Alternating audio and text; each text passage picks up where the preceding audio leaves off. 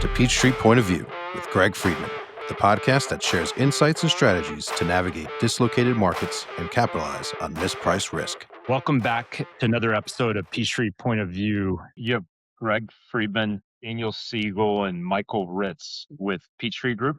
And we're going to go ahead and get started. We're going to talk about buying commercial mortgage notes, primarily buying first mortgage loans, in some cases buying mezz positions, secured by various commercial real estate assets. And as an organization, we have a lot of experience into this activity. We get asked a lot of questions about how this works. And that's why we were doing this, to really explain note buying, because it is a very specific strategy. As a firm, we've bought over 300 loans secured by various commercial real estate assets. And Daniel Siegel, who's a partner here at Peachtree, has been a big part of the notes that we've acquired at Peachtree. He's also bought hundreds, if not thousands, of loans outside of Peachtree as well.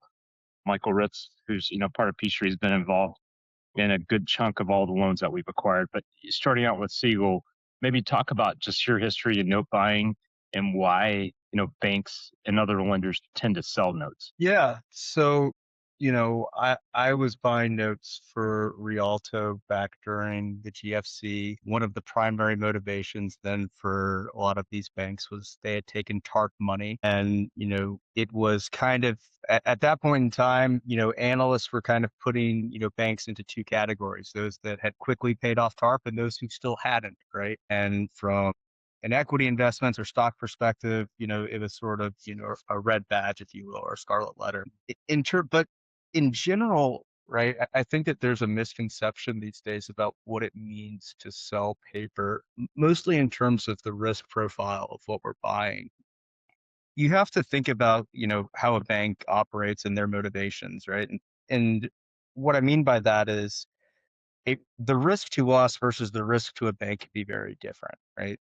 A lot of the paper that we're buying right now can be as simple as, this is a construction loan that was originated in 2019. Michael, should construction be finished now on a 2019 loan? Sure.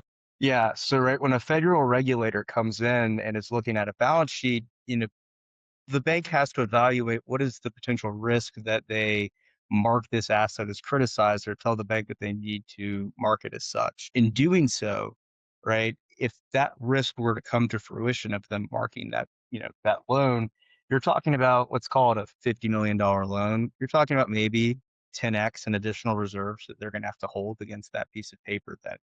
Right. And so that's $500 million that they then can't put out to create additional dollars on. Right. Those just have to sit on the sideline.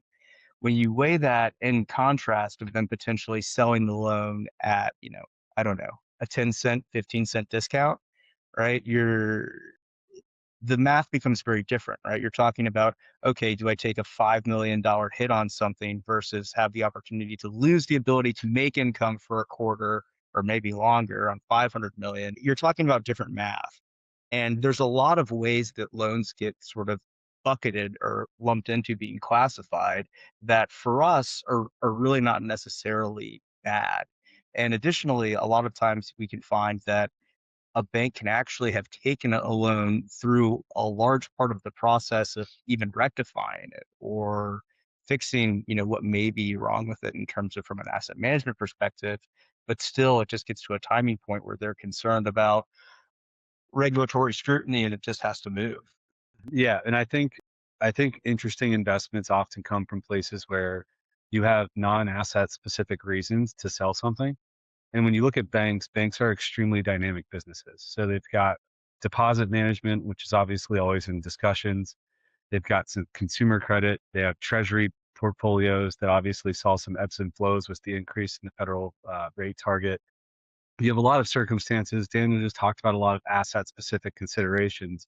And you have a lot of other circumstances in a bank's life cycle, whether it's going through an M&A or it's occurring challenges in its treasury book, or it's managing its stock price because of exposure to a certain product type, that they decide to sell loans that don't have issues per se at the asset level or at that loan level. It just is causing a wider issue, or it's a part of a larger strategy.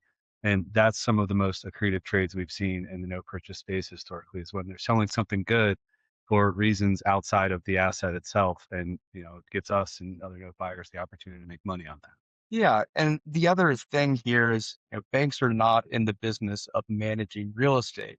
They're not, a vertically integrated real estate company or real estate company such as ourselves, right? So they don't have teams to manage these assets. They don't want to build teams to manage these assets. So when they have non-performing loans, a lot of the times this is a nuisance that they don't really know how to manage and don't really want to pride themselves on either. A, because they have to manage responsibly how aggressive or potentially, pursuing they would be to borrowers that they may have, pre-existing relationships with and, having to deal with that stigma. But also just because it's time intensive. You add in the fact that some of these non-performing loans or loans that go non-performing come from the acquisition, right? They've bought another bank and this is their paper. So on top of that, somebody probably doesn't know the credit as well as the previous bank. And you can start to understand more of why it's easier for these guys to move these loans out regardless of value. It's more of a function of time and efficiency for the banks and what, giving them time to do what they're best at. And that makes sense. The note buying that we're talking about is typically more loans that are subperforming. It doesn't mean that the borrower's not making payments. In some cases, they're still making payments. Other cases, they're not making payments. But these are subperforming in most cases, in the viewpoint of the lender that's selling it. If it's a bank or even a non-bank lender, it may already be under some type of technical default or it may be in a monetary default, but it has risks that they're going to have to deal with the issue down the road.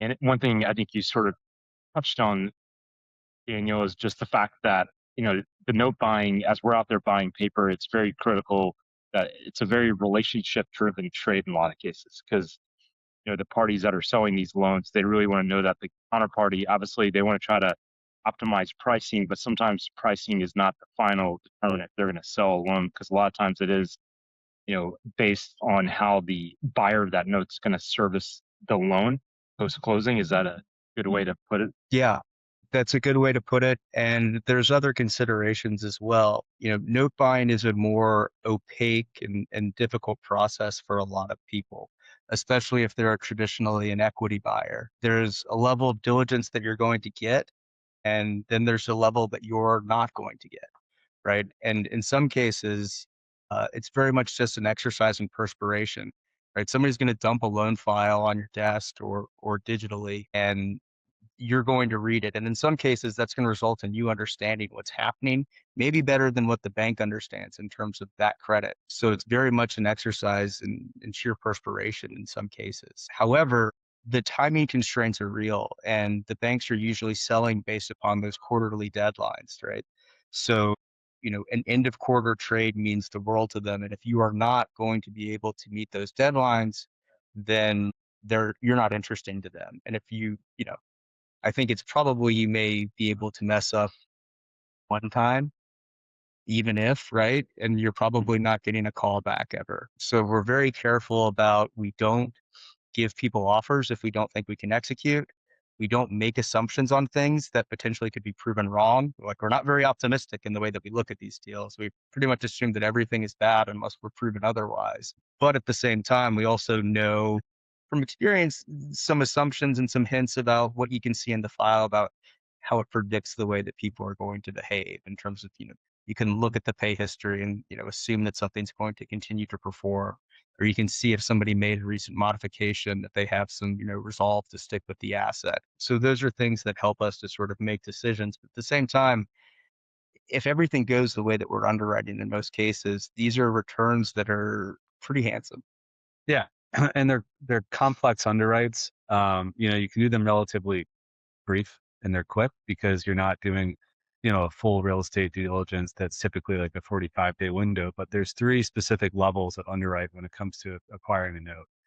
You have the asset level, understanding the collateral, learning as much as you can about locational attributes, potential value of the asset, its history, whether there might be deferred maintenance on it, everything you would do that you would typically do to assess the ultimate value of the collateral. The second level is the loan itself. So when you're purchasing debt, you're inheriting a loan file that gives you certain rights and certain, basically it gives you a relationship that you're inheriting. So studying the historic loan file is something you can do relatively quickly. We obviously go tap counsel and have a full deep dive into that at a point. But at that point, you're trying to learn, when did this loan originate? Why did it originate in this manner? What funds were funded where? Figuring out really the path of cash and how the relationship has evolved since that loan has originated. And the relationship piece is a really big one. So the third level that you're underwriting after you're understanding what the loan looks like is the sponsorship. You're underwriting borrower behavior, historic pay history, what the modifications have looked like and what they're likely to look like in the event that there's a potential modification to happen post-acquisition of a loan. And all three of those things are the things that influence collectively the ultimate price that you can pay for that loan in any given asset. With buying debt, the expectation is usually speed and certainty. So as Daniel said, there's a lot of sensitivity around timing when it comes to trading by certain thresholds. A lot of these are quarter end focused because they are, back to the original comment earlier, they're not trades because of there's problems with the loan or problems with the asset. They're trades because they're trying to effectuate something before an earnings report goes out.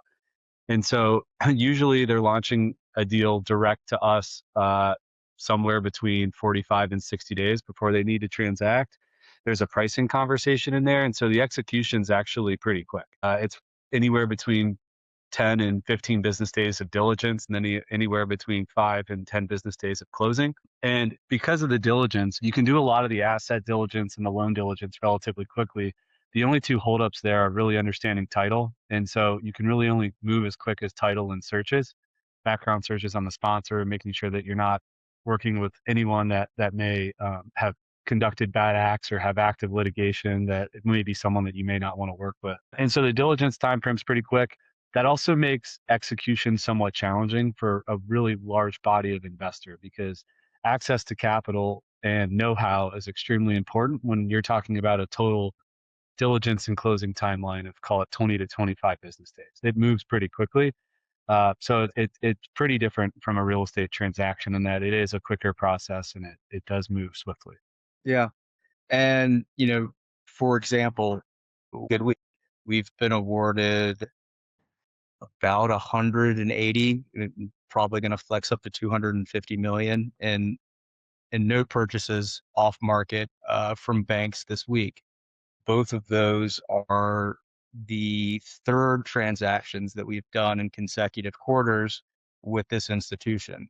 Right? It's like, we don't have to have the conversation. We know when we need to close, and we know what we're doing, and we know what the PSA is going to look like and sort of the timing that's involved there. For that reason, and because, we've made ourselves known as a reliable counterparty, that's what allows us to keep getting to look at some of these trades off market. I think we were also, Greg, going to spend a little time talking about how things have transitioned versus the GFC. And that's one of the biggest ones, honestly, is the biggest way that the sort of note trade has transitioned, I think, from right now versus during the GFC is, banks then seemed most focused on proving to investors and the outside public that they were selling things at maximum dollar. A lot of that was because what they were also selling was at much larger discounts, right? You're talking people buying paper at anywhere from like 45 to 65 cents on the dollar. So it was a little bit more important there. I would say that one of the most important factors for banks right now in terms of determining their buyer pool is discretion. After SVB, and specifically the way that social media exacerbated the run on that bank, a lot of banks are really wary of the idea of a uneducated public getting wind that a bank is selling 100 or 200 million of assets and what that means. Right. In reality, that means that the bank has the actual capital to offset losses and are somewhat healthy, but that doesn't really potentially matter in the Twitter sphere. So we, are in a beneficial position to receive pipeline because we work with a lot of banking counterparties, and as such, we kind of get to see some things off market and get a direct look at them. And, if we can move and, transact discreetly, it sets up the opportunity for us to be able to be a party that gets those transactions again and again. Like during the GFC, because you sort of talked about it, Siegel, in the sense that the discounts were much greater than, say, today and, traditionally, but it was also sort of a time period. If you think about the lead up to the GFC, were lending at a much higher leverage point in most cases, compared to the lead up to what's happened over the last, over the last decade. They've probably been a little bit more disciplined on their leverage points. So I mean, is that a fair assessment? The quality of what we were buying was significantly worse as well, right? A lot of it, some of it was from, actual banking institutions. Some of it was from failed institutions. It was a lot of land and lots, right? So there was the level of cash flow that we have and the things that we're buying today is improved significantly. And additionally, the average loan size of what we're buying has increased a lot. It used to be that banks were more strategic and that you'd have to buy, I don't know, 10 okay assets to buy the one asset that you really wanted to buy within a pool from them. That's not really the case. Instead, what we've been transacting on is much chunkier assets for the most part, probably around 20 million or so in average size. The main reason we've seen that is the overall regulatory pressure on banks has remained somewhat minimal, meaning that as long as banks are seen to be actively managing their book in some form or fashion, there haven't been huge examples of banks being forced to move a large portion of their assets into classified or mark them for sale. So, a lot of these maybe office or some of these multifamily transactions that might have some, value problems that are lurking somewhere in a lot of these banks' balance sheets. No one's really pressuring them as long as they're seen to be moving portions of their portfolio on a quarterly basis and managing their book. So what we've seen happen is banks move what is really fairly decent to rather attractive paper at smaller discounts, but still very good value propositions to us, as opposed to moving things at that might be closer to that 60-cent level. It's almost like they're moving. I guess today banks are moving the paper that's better quality in most cases because they're leaving the paper that would, when I say the paper, the loan secured by the real estate asset that is more underwater. They're trying, which a lot of cases is their office book. They're trying to, they're slowly reserving up against it. I still think there's regulatory pressure today, and there's no question that it exists, but it seemed like it was much more influenced back then by the regulators than today. Or is your opinion any different? No, I agree completely. And the number of times I usually kind of take note of it, but it used to be that it was conversations with regulators very often in terms of what was motivating a bank, in terms of their sales process or trying to not have to deal with their regulators. It seems now more so that banks they're given a little bit more free will, that they just have to be seen to be being, somewhat responsible. I think that, but also not to paint them in a bad light, I do think that banks are significantly better healed right now than they were during GFC as well, right? Because what you saw initially during COVID was all of the banks initially took huge reserves when they thought that everything was going to go poorly in terms of real estate value during COVID, right? So I think that almost all banks reserved 50% of what they normally would have distributed out to offset for losses. And they did that for the first 2 quarters of 2020. In reality, real estate values went up then, right? And they may have any losses, but it gave banks, a period of time to really reserve against, potential issues for a longer period of time. And one thing too, I've noticed this cycle, and it really came out of, it seemed like it started to happen during COVID. That was totally different from what happened during the great financial crisis. It's different than what's happening today, or what was driving the trade. It seems like more and more banks became active in it, really trying to incentivize you to move up in pricing by offering accretive financing to buy these loans. I mean, is there anything else or any differences you noted just when you were buying up all this paper back during the pandemic? No, I think that's right. There's definitely a handful of banks that were looking more for balance sheet treatment exercises. So moving exposure from CRE to potentially CNI by selling loans and then providing seller financing, also minimizing losses that they needed to take. So back in COVID, you saw a blend of assets that had really poor performance. It was an extremely hard underwrite to understand where those assets were ultimately going to stabilize over the next 36 months or so. Banks were selling those assets pretty quickly.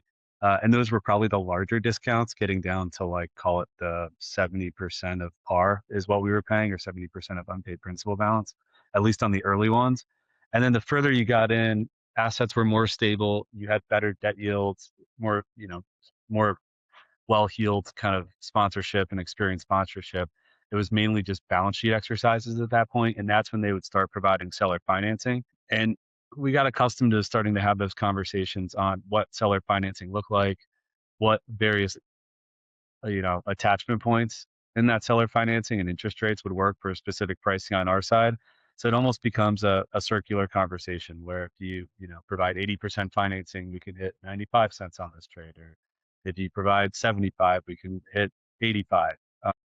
So it becomes circular, but that was definitely a big thing. The other thing that I would say has evolved coming out of the rush into credit, in private credit, and all the new entrants back in like 2021, is it's not really just banks selling in this environment. There's private lenders that were new entrants that maybe have less experience in borrowing or less experience in structuring, whether it's debt funds or single loans that they're originating, that aren't vertically integrated and can't necessarily handle tough assets or tough situations. So I would expect, we're already seeing it now, but I would expect a rise in private loan sales. Yeah. And those are going to be interesting loans. I think they're just going to have a little bit more variability in what we're looking at. And then the other piece is that in the private markets, we're obviously highly accustomed to it. We've been a private lender since our founding, but the loan docs are just different than bank loan docs. Any bank's docs look different than the others, but you have, call it like a regulatory standard of type of loan document that you're dealing with when you're talking about bank loans. Private loans, there's a little more variability. And so it's going to be interesting to see what, rights and remedies look like in those sets of docs. And you have obviously the heightened risk of there being potential holes in that. And those are also, just given that it was private and they're competing with other privates and maybe didn't have the same underwriting standards, potentially higher leverage. So I do think you might see some larger size discounts or creative structures. Oh, I mean, you're absolutely right. And I don't want to sound, like a snob, but our loan documents are the result of having bought other people's loans, went to go and try and work out remedies, realized that they messed up their loan docs, and then made sure that we never did the same thing ever again. Right. Yeah. And correct. right now, like, we're buying people's paper. We've closed on a couple of transactions on non-private banks. And I've looked at things like, okay, there's no cash management here. Like, we don't have like actual warm bodies on guarantors. And, it has no provisions, like for mediation or, for, non-judicial foreclosure in states where that's optional. So if there's a lot of stuff that is going to hurt them on pricing, but also it is interesting to see people that haven't had the experience and thus haven't had to deal with, this is problematic when it comes time for me to try to enforce my remedies. And that's why it's such a rifle shot strategy, because each individual loan stands on its own. You need to understand exactly what you're stepping into and what your rights and remedies look like. And if you don't have those reps or 20 years of lending and purchasing debt, you're not maybe as in tune to where those potential holes are until you get into those circumstances, and they just don't tend to play in your favor when documents are missing something. Let's move into, I guess, lessons learned. Both of y'all have bought so many loans. I mean, there's a lot of lessons learned. I get this, all the time. Someone sees the ability to buy a $20 million loan against a, $50 million asset value, a property that's worth $50 million. They're like, oh, this is a no-brainer. But if you're buying a $20 million loan that's got 20 years of duration left on it, and it's got a low interest rate on it, and if the borrower's making payments, the odds of you ever getting to the real estate is pretty slim, right? Like you're not going to be able to foreclose most likely unless the borrower has a monetary default. But one mistake we've seen, I guess, other groups make is they don't realize they're buying a loan that they're contractually obligated to honor those terms that exist there, even though the value of the asset might be much greater than what they're paying for. I mean, I guess that's one lesson I've seen. What are some of the other lessons y'all have seen along the way that, other groups or even, where we've had challenges?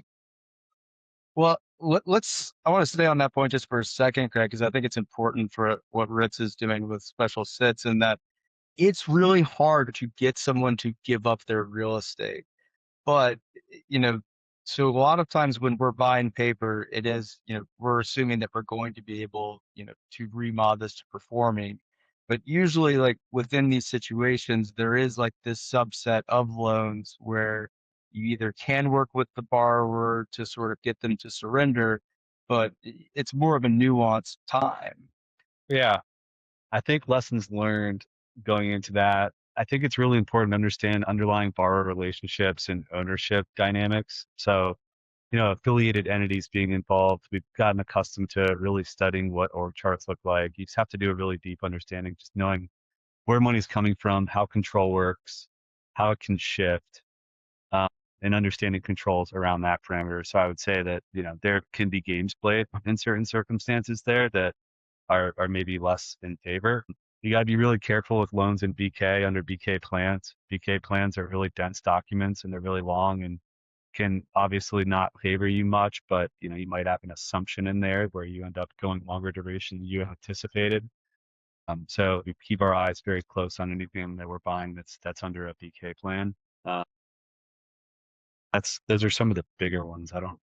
The other thing that I would say from like a lesson standpoint is the borrower sometimes like is still valuable to these transactions. And so we're really not in any, rush to usually kick them out unless they're truly being detrimental to operations of the property or to cash flow.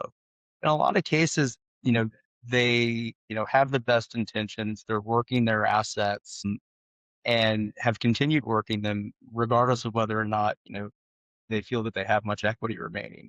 So typically, you know, time can be, it can feel endless at times when it's only been, 3 to 4 months, but then there's other times where, these cycles rebound rather quickly. I think back to, foreclosing on land and lots that I had to carry and like go put up silt fences and like make sure that like mud wasn't running off. And in reality, if I had just kept those with the borrower, they would have taken care of all of these things that we didn't have the manpower to go and do. But also that paper that was worth 2,000 a lot, at that point in time, 2 years later was worth 40,000 a lot again, and traded 2, 3 times in between. So I think that we're not necessarily being patient and not necessarily being in a rush is something that is, I think, pretty interesting and something to remember. Yeah, and that matters because from a lessons learned perspective, being a lender in 50 separate states means 50 separate things and what your rights and remedies are. And so that's a really big piece of it too, that I think you gain from not only just originating debt, but also purchasing debt. It's just understanding what the path to some resolution looks like in the event that you're sideways with a borrower and do have to go down some level of foreclosure route. So when we purchase debt personally, 9.5 or 9.9 out of 10, it's more so aimed at becoming a performing loan or creating a performing loan by working through some modification. We don't do it in a predatory manner. Usually it is as a service and working with our counterparts at banks and other private lenders that we've got these relationships with. But you always need to study what your downside looks like. We focus on that obviously because that's going to be your worst outcome. And that's that you end up taking the asset and you have to step in.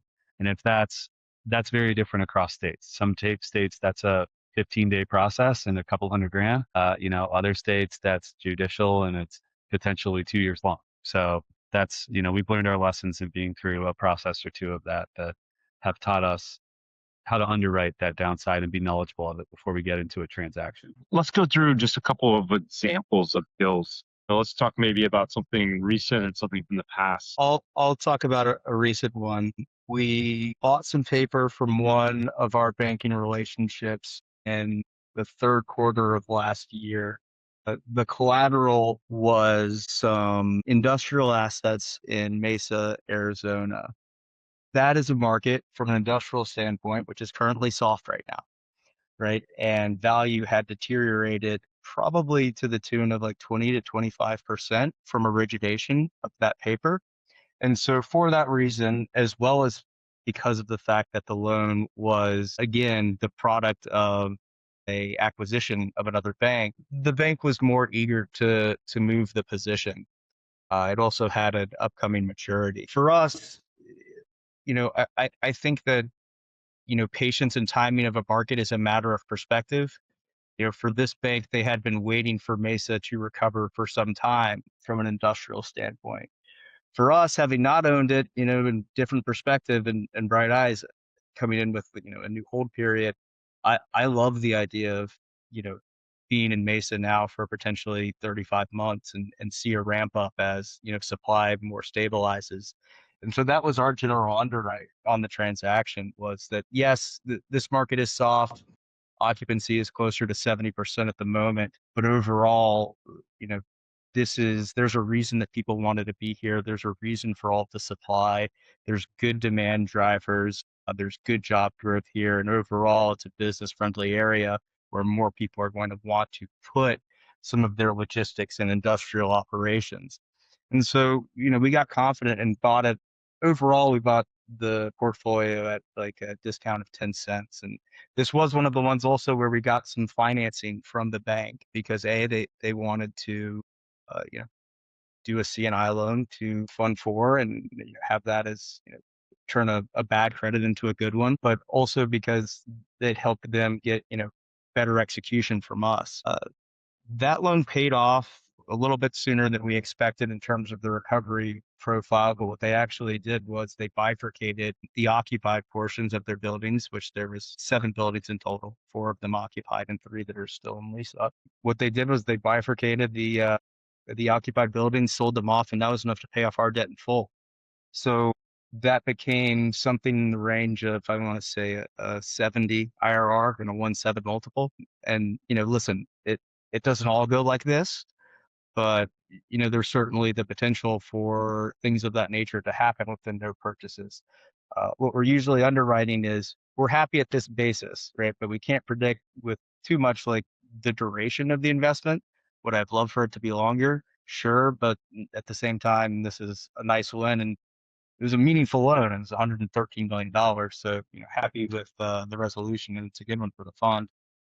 Yeah, I think it is obviously a fantastic example. I think when you look at acquiring debt, there's 2 real places that IRR is generated from. It's generated from the discount based on the percentage of UPB that you're paying at the onset, assuming that we don't always expect full recovery on the loan balance. Sometimes we actually Correct. discount it. So what we think, that gap in recovery looks like. So that's one portion of return.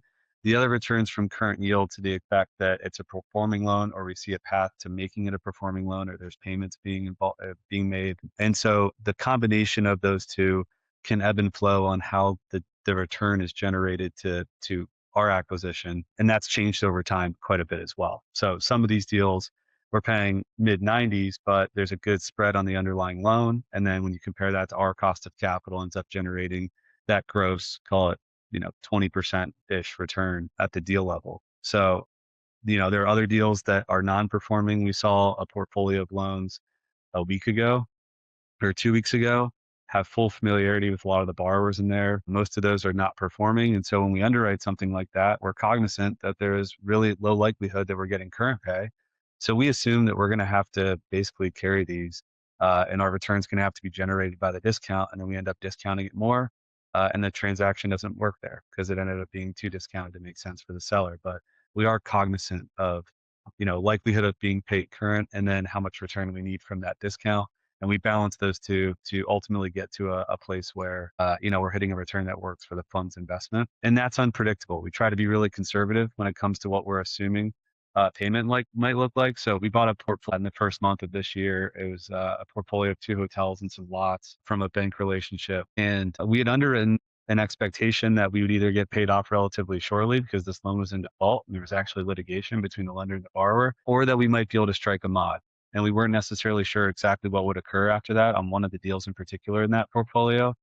And within a week or 2 of acquiring that loan, the borrower had reached out to us, understood that yes, they were in default, and also that the pricing at the loan didn't work for that type of risk. The property had some subdued cash flows. It was definitely covered from a value perspective. It's fantastic real estate. It's a well-built building. It's in a really dynamic top 25 market. But just given where it is, the access to liquidity in the debt markets wasn't going to be there. And we're probably going to have to go to some heightened price of debt to be able to refinance us out.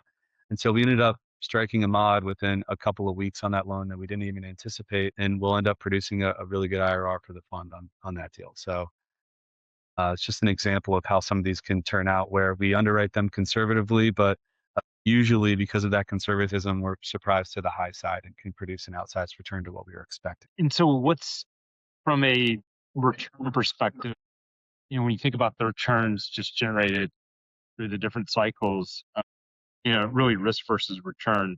And we've sort of talked about the different discounts during the GFC versus today during the pandemic. The discounts sort of fell.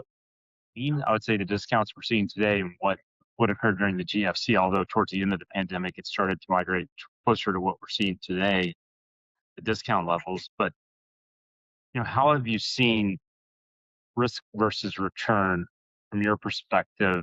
I guess starting with Siegel, just because you bought so much during the GFC versus now, do you feel like it's riskier, or do you think you're getting paid better today for the risk?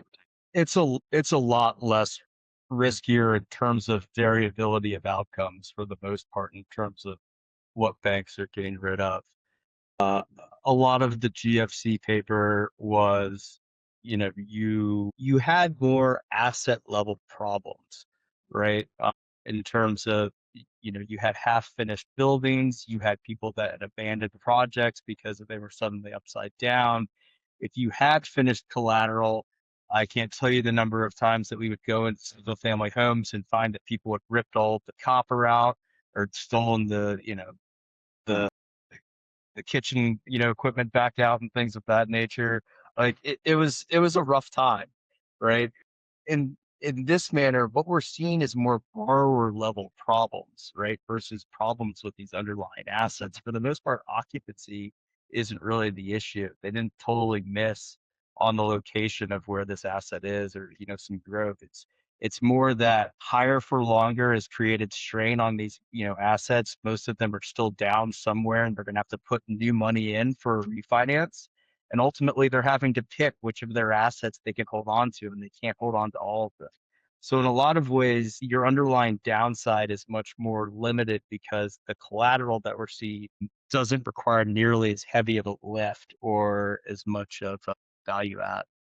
And because of that, Siegel brings up a great point in that your downside's relatively capped. I mean, there's always risk involved in these, and you never know, but we do a pretty good job and have diligence enough. But it's all about setting up the potential investment for asymmetric outcomes. So like when you just look at the convexity of outcomes with a no purchase versus say like an origination or the acquisition of real estate, we're so focused on what we think the minimum return might look like, where we have low expectations of the modification, or maybe the loan's performing and we have to take it full term and honor the loan through its maturity. But we find that we might get paid off earlier. And so if we had a decent discount built into the loan and that pays off earlier, it brings our IRR up, which gives us obviously better performance on that capital. Or we might reach some level of modification that is higher than we expected and get upside there. And so when you look at the returns historically and acquiring debt versus originating or even some acquisitions, it ends up being on the higher end in comparison from an IRR perspective. Yeah, and it's interesting. I feel like one thing we're seeing in today's environment, a lot of investors, owners, borrowers have capitulated in real estate.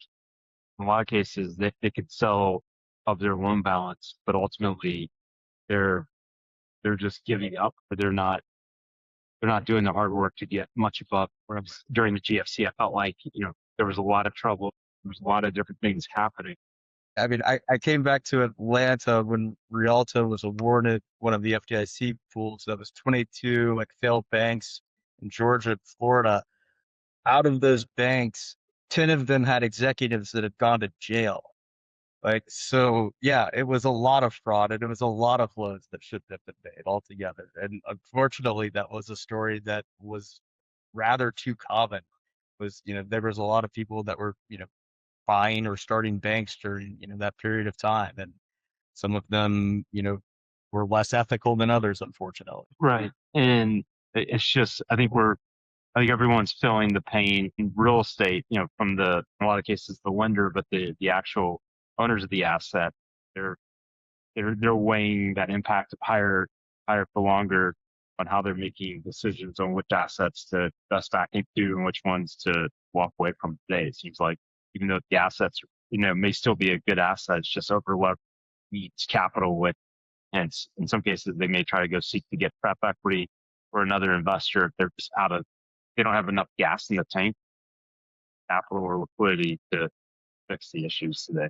I think that on a personal level, if there's somebody who really, it's all about knowledge, right? So if you are, tracking something local, right, and you know more than what the public knows, you might be in a position to buy something from, a bank at a number that's interesting to them. If otherwise, like, without plugging us too much, I really think that we, by volume, have been one of the most active note purchasers of the past year, of the past 18 months. And, this is something that we're able to give to our investors based upon some synergies and, based upon our banking activity and our relationships and all of the other things that we're doing between the verticals of the company that make us a friendly counterparty to banks, and as such, one that gets turned to often for these types of opportunities. There are barriers to entry in this business, and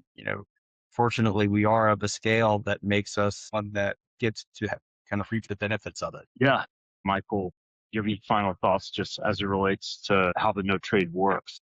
Do you have any thoughts there? I think it's a highly intricate business. The trade itself is a trade. It ebbs and flows. There's not like a consistent flow of loans being sold, especially when markets are really healthy and banks have digested what they need to. So it does ebb and flow quite a bit, but I think it's intricate. I think it's relatively fickle. It takes a good study and experience and a lot of lessons learned to get to a point to be able to do it effectively and produce consistent returns on it. But also, that being said, looking into the future, I think with heightened level interest rates, consumer uncertainty, geopolitical tensions, all those sort of considerations, and like with heightened M&A between banks, I do expect that this trade will continue, especially for the near term and likely the medium term. So I think what we're walking into right now is probably one of the, or sprinting into with the volume that we're acquiring and seeing right now. I think that this is probably going to be a heightened level business for the next couple of years, if not longer. That's it for this episode of Peachtree Point of View. If you found value in the conversation, hit subscribe and share it with your network. For more insights, visit us at peachtreegroup.com. And until next time, keep crushing it.